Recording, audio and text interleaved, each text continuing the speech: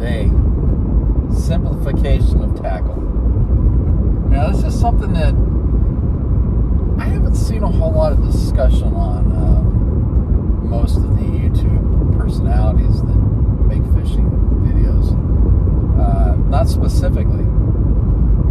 So, what do I mean by that? Well, I see a lot of people that go to the ponds here in Arizona, especially Phoenix area.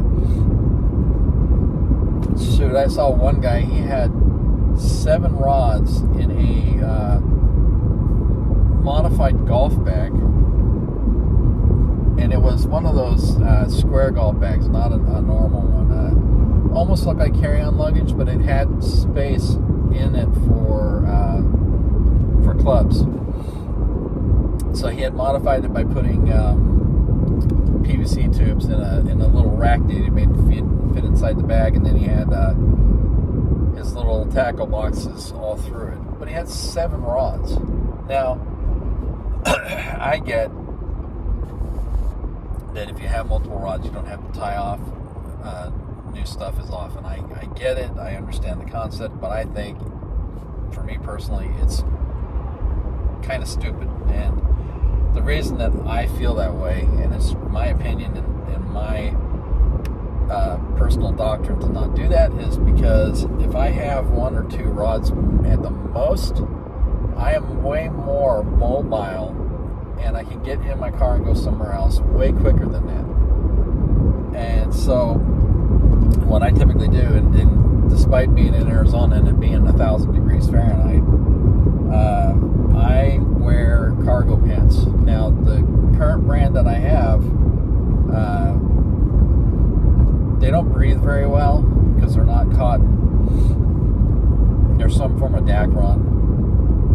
However, they're very baggy, and they have 4 huge cargo pockets, 2 of which are down on the lower leg. I don't use those a lot unless I have like my helmet light, or headlight, and like my bobber sonar. I've got one of the Lowrance bobber sonars that's kind of like a Garmin Strike. It's almost like it's essentially just like the Strike for the boat, but its graphics are phenomenal. So I keep that on me quite a bit. To throw in the pond, I have the app on my phone. By the way, the bigger the phone you have, the better the screen you get with, just like, sonar on a boat. So if you got one of those flip open Androids, you're going to be doing pretty damn good. But I keep my pockets like that for the reason of not having to have a lot of stuff on me. And I usually take what I conceive I'm going to need for what I'm going for. So I usually have a hard pack for my lead heads, hooks, some pre-rigged baits, swivels, split shots, things of that nature. Just makes it way easier to just get off and go. Now, I do not usually put split shots in that hard pack because most of those hard packs, they have some space in the top between compartments, and sometimes they can fall into other compartments. So I got one of those rotational Eagle Claw ones that's got 368 split shot in it. And I'm one of those ones that I'm not afraid to put multiple split shots if I run out of the bigger ones. And I'll typically use them only on a slip bobber rig. So they're going above the knot at the top of the swivel anyway, in between the bobber and the swivel. So I'm really not opposed to that. So that's why I get that kit like that. I keep anywhere from 4 to 7 colors usually of any type of bait that I'm using, unless it's Ned rig baits, which I typically only keep 3 at the most, because I primarily with Ned specifically and drop shot specifically use very few colors, and they're mostly darker natural colors.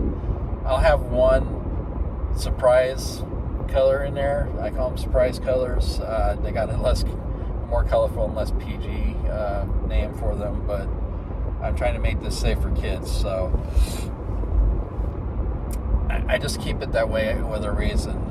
This is one of the reasons that I have the medium light finesse rod that I had made that I do, because even though it's one piece, by the way, I'm getting more and more into two pieces because of their mobility and versatility and places you can go. But that finesse rod is so well balanced that I can go through quarter ounce weight, drop shot weight size, eighth to quarter ounce shaky head, eighth to quarter ounce drop shot weights if it's windy, and it works. So that's a rod that I can use for multiple rig purposes.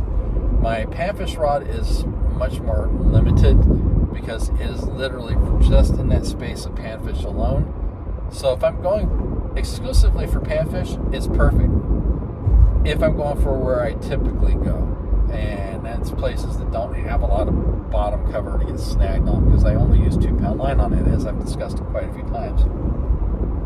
So it behooves me to be as simplistic as possible. That's why I do it. It's transportability. I can get my pockets loaded with what I need. It doesn't take up too much space. I have 1 or 2 rods at the most. Don't have to have a backpack. Don't have to have a cargo carrier. You know, it just is much easier. I can carry water at that point, which is an essential element in this state because it gets so damn hot. And it's just easier that way. So that's why I do it, you know, because there's a lot of times when I go to places like Canyon and Bartlett that I'm walking shoreline, and while I'm doing that, I'm not only having to watch out for scorpions and diamondbacks, I gotta watch out for where I'm stepping in general because it's fairly treacherous. So this type of rigging allows me to go anywhere in the valley and out of the valley and still do what I need to do. The only time I carry more is if I'm on a friend's boat. That's a little bit of a different element for me. I don't get on boats that often anymore because a lot of times my friends are not on their boats because they're trying to save money or they're repairing their boats. And I totally get that. I don't have a boat, but I've seen the expenses involved. I've seen the time and effort you got to put in to maintain a boat. And it's something that I'm probably never going to be able to afford at this point. But when I get on a boat, I typically have 2 to 3 rods and a little more tackle. But if I'm on shore anywhere, I have very minimal packaging and rods because I want to be able to get and go quick, get on the water quick, do what I do, and be done. And that's why minimal tackle, minimum load is important to me and why it works so well.